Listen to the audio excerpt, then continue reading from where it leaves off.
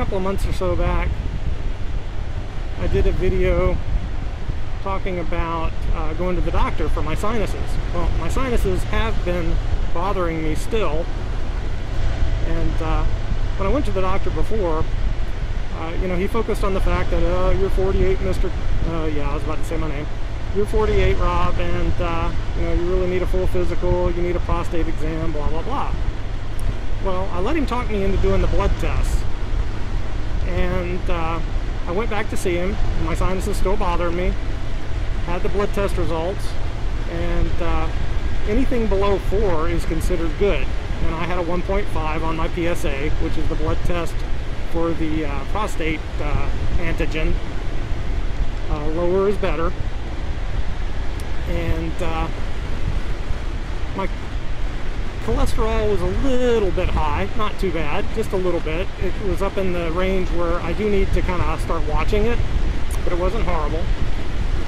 And my blood pressure was a little bit high. I think the first time he took it, it was like 125 over 83 or something like that, which is a little bit high.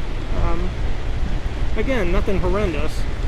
And he just totally didn't even talk about my sinuses at all, which is what I was there for and what I originally went to see him for. Instead, he starts telling me he wants to put me on blood pressure medication, as well as triglyceride or cholesterol medications. And I just flat out said no. And I asked him, I said, now can't I control this with diet and exercise? Because I am very sedentary, I'm a bit overweight. And he goes, yes. So I'm like, okay, so why should I start taking medications, which those types of medications, by the way, have serious side effects and are generally considered medications that you take long term. I think very few people start taking that kind of medication and ever stop.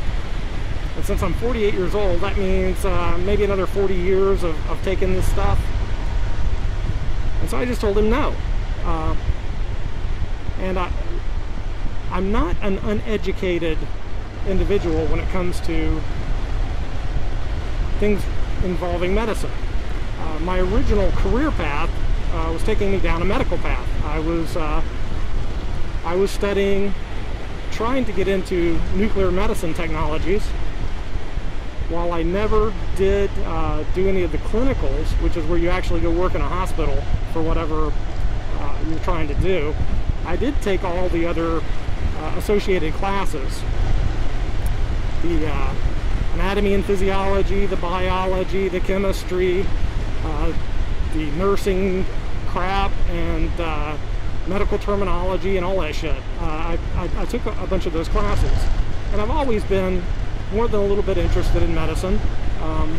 My mother was a nurse, my grandmother was a nurse, so you know, I'm not totally uneducated when it comes to such things. So when I go to the doctor, I swear I think the doctors hate me, because sometimes I think I know more than they do. Sometimes I do know more than they do. Like I was telling one doctor that I was going to that Tylenol was a serious issue with the liver, and he kept telling me no, it wasn't. Well, nowadays Tylenol has to carry a warning on their label about the effects that it can have on the liver. And in fact, I don't even think they give Tylenol to babies anymore for that very reason. And I was telling my doctor this, I don't know, 10 years before those labels became mandatory. Anywho, again, even though my